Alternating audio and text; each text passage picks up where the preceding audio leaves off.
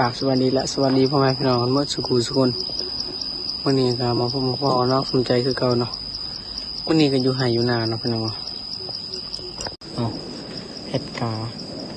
ปีนี้ไม่ได้เห็ดมันเลยพี่น้องเห็ดแต่เขาเนาะเห็ดเข้ากับเบิ้งเขากะมองง่ายพี่น้องกันเห็ดเวลาเห็ดไห่เห็ดนาพี่น้องกันเขาบางงามนี่เฮาสิบ่มีกำลังใจเนาะพี่น้องเนาะอาจจะท้อๆนิดนึงพี่น้องท้อเลยครับขี้ขาดนิดนึงขี้ขาดนิดนึงนะพี่น้องเปาะแบบให้มันขี้ขาดนะพี่น้องมันมีกำลังใจเห็ดบักมือนี่พี่น้องปะปลูกเข้าหรือเห็ดยังก็ตามพี่น้องของเฮาบ่งามนะพี่น้องมันก็มัดแล้วพี่น้องกำลังใจเนาะของพอได้กี่ย่าพี่น้องพออ่อนใจนี่กันเห็ดยังบุรีนี่เห็ดยังไงเดือนกับบุรีนี่พี่น้องครับเมื่อกำลังใจแล้วพี่น้องสนใจ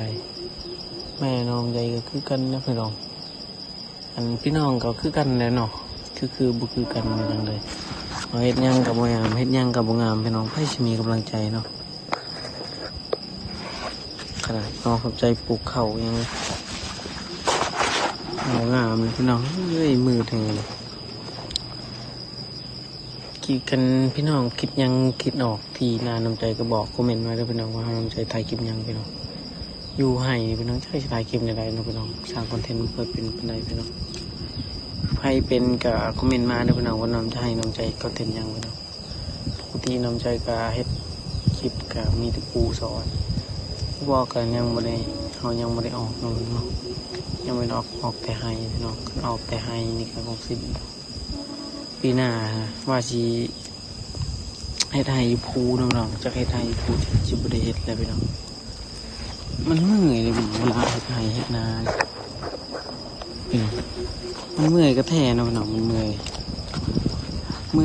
กันเอาเฮ็ดแต่แบบนี้ก็มีความสุขพี่น้องมันเมื่อยถึงมันเมื่อยเฮาก็มีความสุขนะพี่น้องมีความสุขกับเฮาเฮ็ดนานี่แหละพี่น้องย่างก็การเอาเฮ็ดพ่อครอบครัวก็สักแค่นี้ครับบ้านน้ำใจน้ำใจสิครอบครัวเต็มพี่น้องเนาะแต่แม่เขาก็เราก็จิตตีนเนี่ยเนาะพี่น้องเนาะเราก็จิตตีนกับไปกับบุคคลใดเนาะที่กินเราเฮ็ดกับเราลมนะพี่น้องน้ำใจว่าค่อยๆหรือบ่ดังก็ต้องขอโทษขออภัยด้วยพี่น้องตรงนี้บ่สบายอยู่พี่น้องเลยเจ็บหัวแล้วก็ปวดหักพี่น้องเลยก็กินยาสาราอย่างเดียวพี่น้องยาพาราค่ะมันมัดแล้วเนาะกินยาตัวมันยาน้องนะที่ยาสุพรรณให้พี่น้องก็กินจนมัดพี่น้องยาเจ็บท้องนะพี่น้องมันเป็นแนวสุดท้ายให้ดูเนาะจักเศษคนถึงยังพี่น้องอยู่คนเดียวเขานอนมันอะไรเป็นเนาะ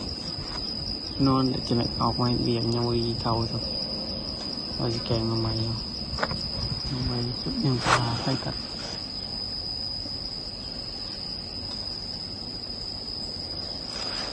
มาใหม่น้องเนาะ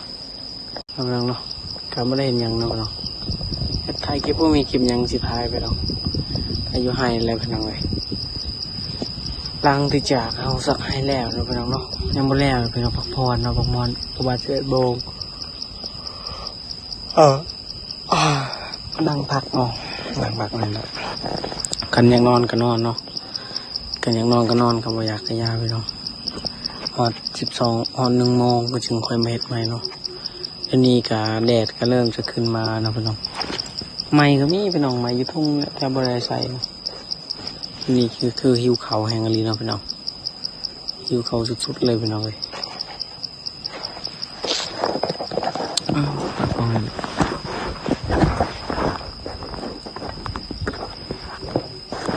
จะถ่ายยัง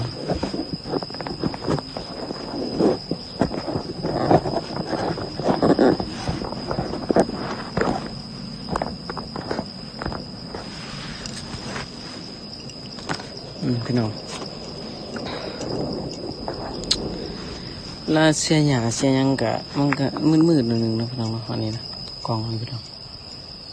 ไปเลยพี่น้อง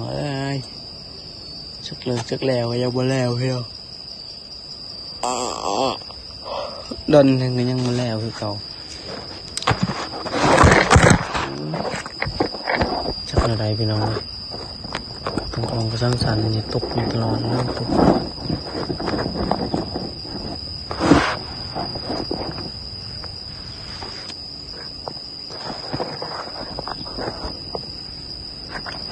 จุด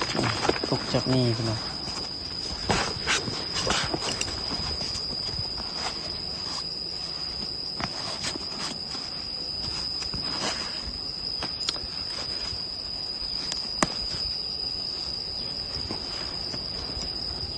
ตับทิมซิพี่น้อง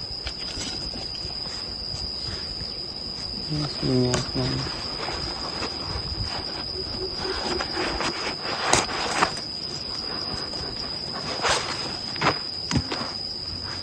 พี่น้องหมดในมือ